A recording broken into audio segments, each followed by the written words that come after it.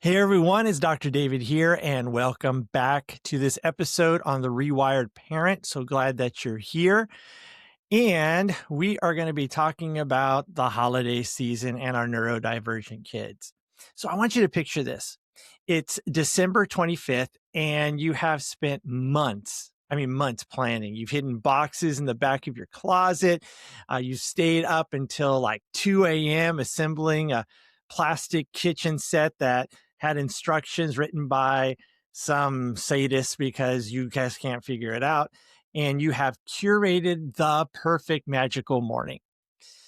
I've been there. I remember a lot of those times with my wife, just getting everything set up and looking at every single thing and making sure it's perfect and wrapping them and all of that. So it's the day whenever you open the presents and you just see the wrapping paper fly off and your child sees the toy. You know that toy, that one toy that they've always wanted, been asking for and asking for and asking for. And then they grab it and then they clutch it to their chest like Gollum with the ring, my precious. And then cousin or sibling or someone, maybe even you, dares to try and touch it. And then the scream tears through the room. No, mine, don't touch it. I just always remember this clip right here from Daffy Duck. Well,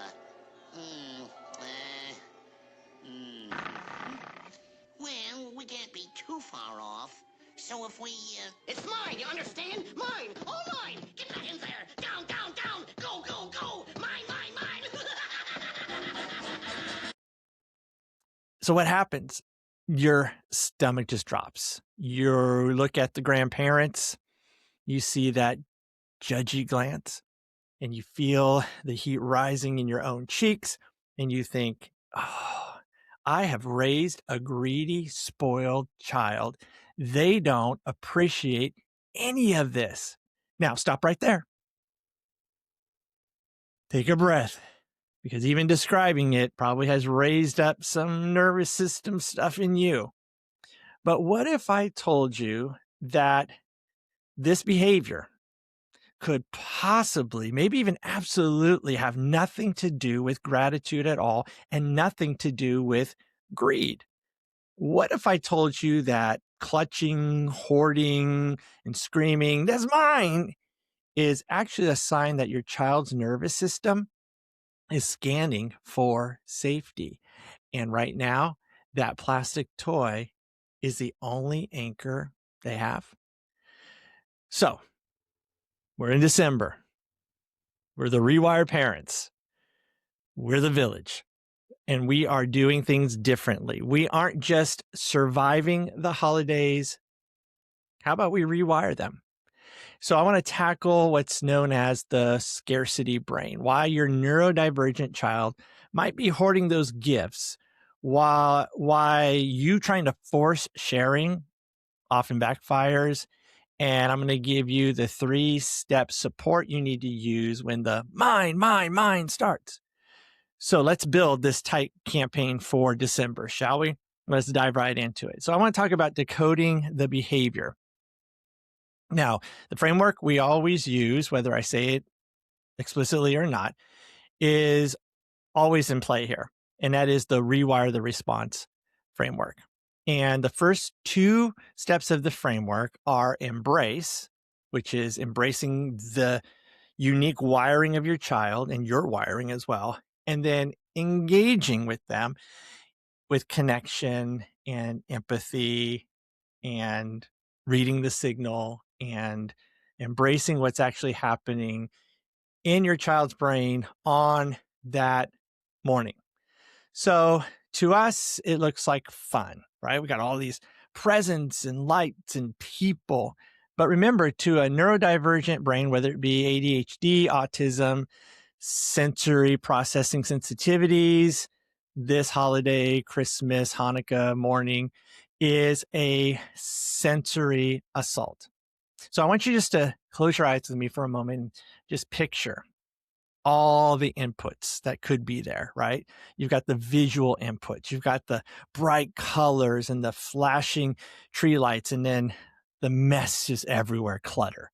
You have the auditory, right? Maybe you have music playing in the background. People are laughing, paper is ripping. You know, good old Uncle Chuck is, whatever.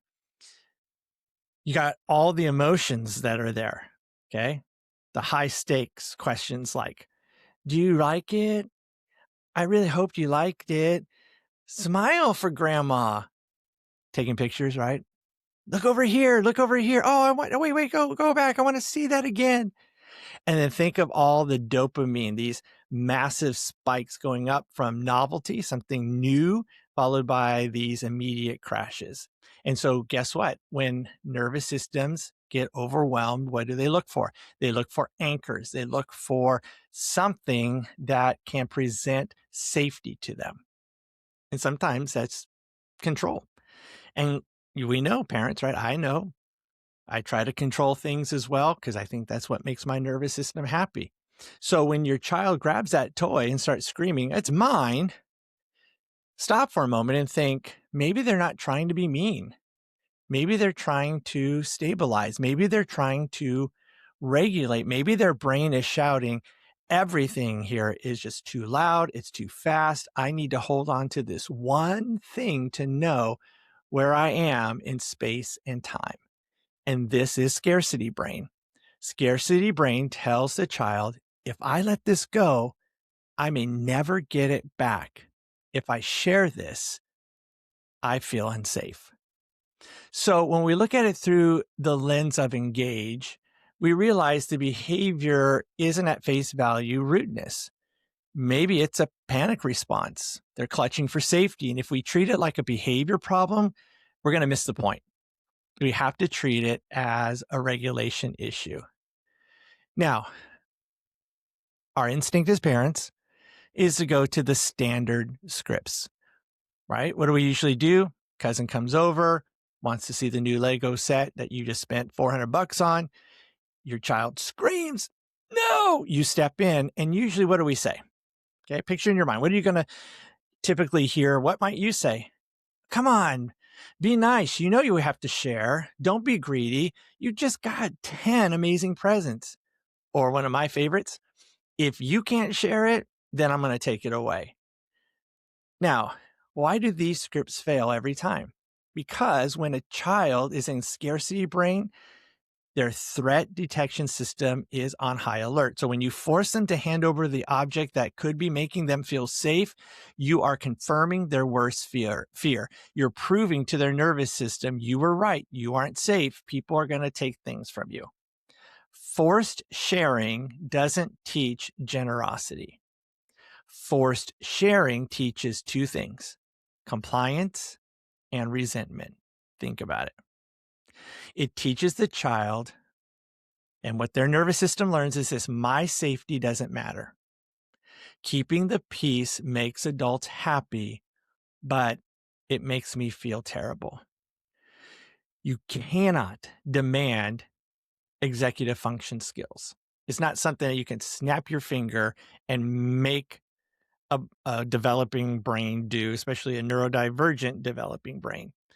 Like sharing, waiting your turn, taking the perspective of others. You're not going to do that and automatically turn on a switch from a dysregulated brain. It's like asking someone to do long division while they're sitting in the middle of the UCLA band playing at a football game, right? You're trying to memorize something.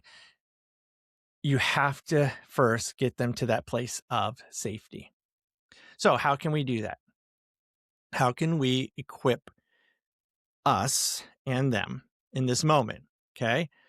So let's think about some possibilities of things that we might be able to say and do that can validate their safety first so that eventually they will share later.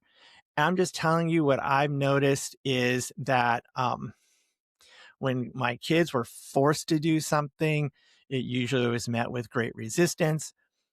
But then it's interesting, over time, when there is a sense of safety and connection and regulation, they're willing to share. In fact, they want to share because they want that connection with others. So I have a mini course out on Rewire the Moment, and I'm going to share with you a little bit from that. Okay. So, in the context of holidays. So, step one is you want to validate whatever it is they're feeling. So, in this case, you want to validate that they possess something, that the object is actually given to them, because this is going to lower the threat. So, say things like, I see, oh man, I can see you're really holding that tightly, like the picture I have on some of my social media posts. That's yours. And guess what? That toy belongs to you. Now, two, you're going to name the body state without judgment.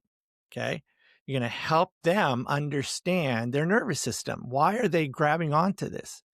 So we could say things like, I know it feels tough to let that go right now. Your hands and your body really want to keep it safe. But then the third step is you can start building the future bridge, and that bridge is connection. So because the scarcity brain thinks it's going to be gone forever, you have to ensure them with a promise of return. You can hold it now, but when you're ready to put it down, guess what? It's still yours and it's not going anywhere. And you may even put an extra level onto it to say something like, I'll make sure I take care of it. So, do you hear the difference? The old way says, you better give that up right now. The rewire way says, you are safe to hold it. Now, paradoxically, when you tell a neurodivergent kid you don't have to share right now, it is yours, you might actually see their shoulders drop and they relax and they may take a breath. And like I said, 5 minutes later, they may put the toy down, go play with their cousin or siblings, or even want to play with them with it because it's fun. Why? Why does this happen? Because you've removed the threat. You've turned off the survival alarm in the amygdala. So this holiday season, I want you to change the goal. The goal isn't my child will share perfectly every time. The goal is going to be, I will be the safe container for my child's big feelings. Try that again. Say it with me. So the goal isn't my child will share perfectly every time. That's an unrealistic goal. But say this goal with me. I will be the safe container for my child's big feelings. And when you remove the shame from the mind moments, you actually are going to start opening the doors to connection. Now, this is just one example. I know holidays, this time of year, even if you go shopping or do anything, it's like a minefield of these moments, isn't it? There's disappointment over gifts. There's sensory meltdowns at the grandparents. There's the crash after the sugar wears off. There's the crowds or whatever it is.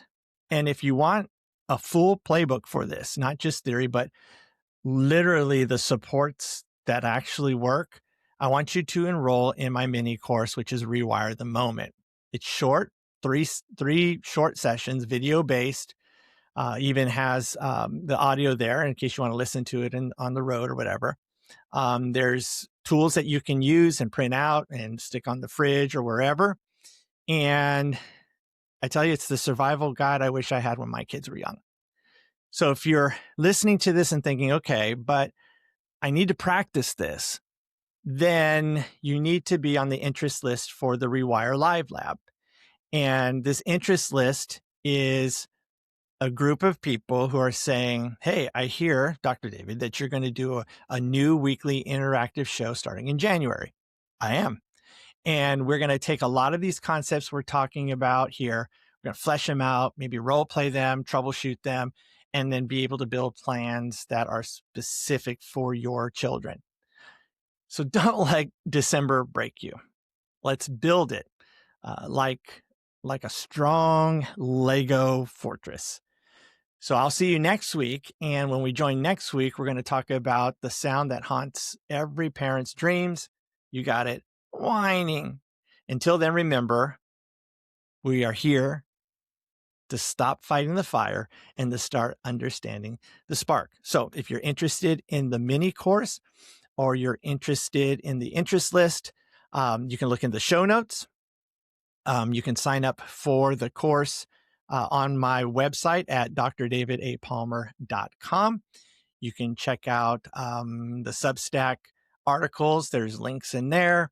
Again, the website has everything pretty much I'm able to offer at this time. So take advantage of it. And until then, keep on rewiring, and we'll see you next time.